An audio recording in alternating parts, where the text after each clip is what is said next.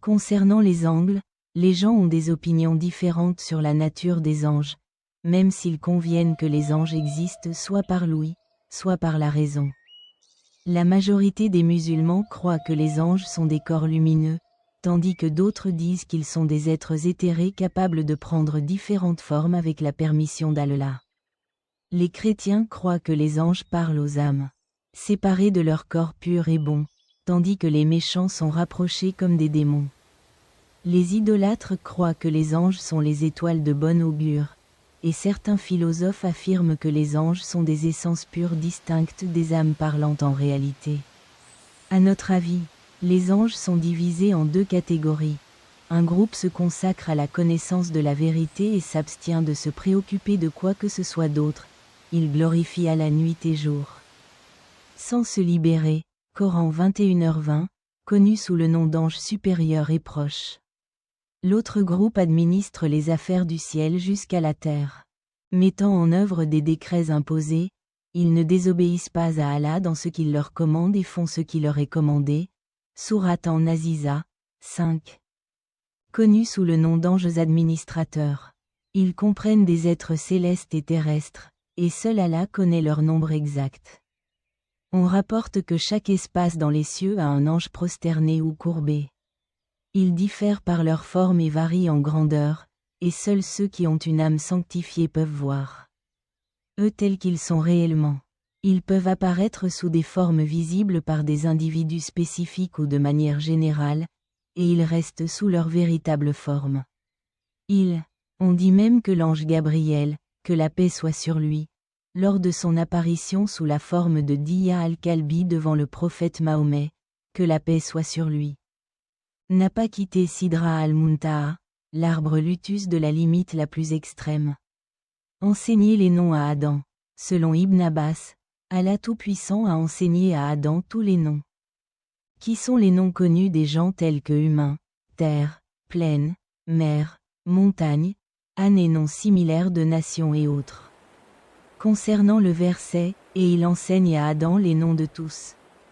Qatada a dit, il lui apprit les noms de toutes choses, comme la montagne, la mer, etc.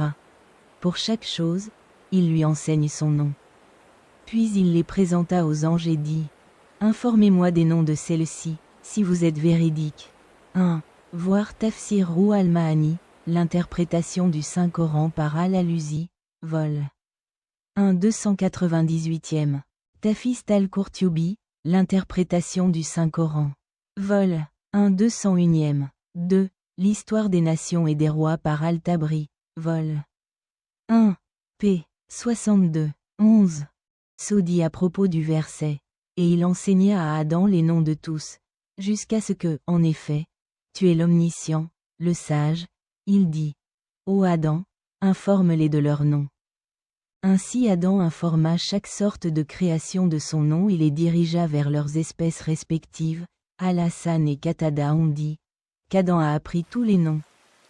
Puis il les a présentés aux anges et a dit, informez-moi des noms de ceux-ci, si vous êtes véridiques.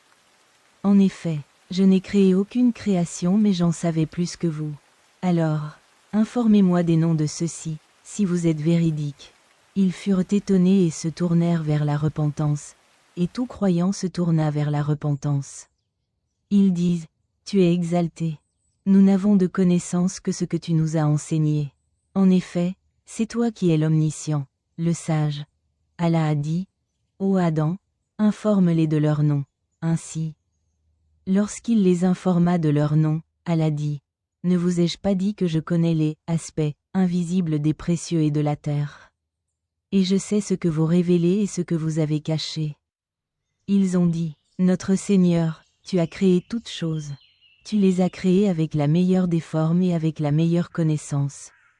Notre Seigneur, tu as plus de connaissance que nous. Allah a dit, il lui a appris les noms de toutes choses, comme ses chevaux, mulets, chameaux, djinns et bêtes sauvages. Et il lui a fait nommer chaque chose avec son nom. Il connaît les nations et leurs différences. L'imam Al-Alusi a dit, et il a enseigné à Adam tous les noms. C'est-à-dire les mots dans toutes les langues, ainsi que les attributs et les actions. On a également dit que cela faisait référence au nom de tout ce qui a existé et existera jusqu'au jour du jugement. L'imam al-Qurtubi a mentionné que les érudits ont des opinions différentes.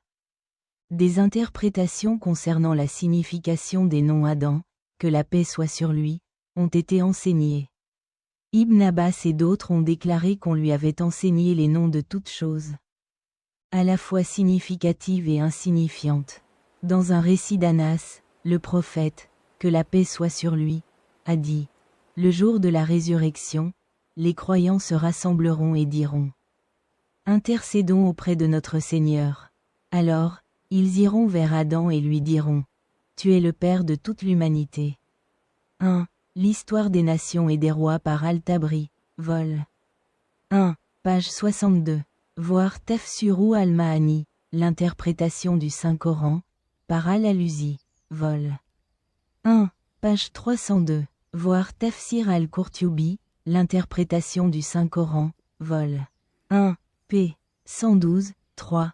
Tafsir al-Qurtubi, l'interprétation du Saint-Coran, vol. 1. Page 214-12.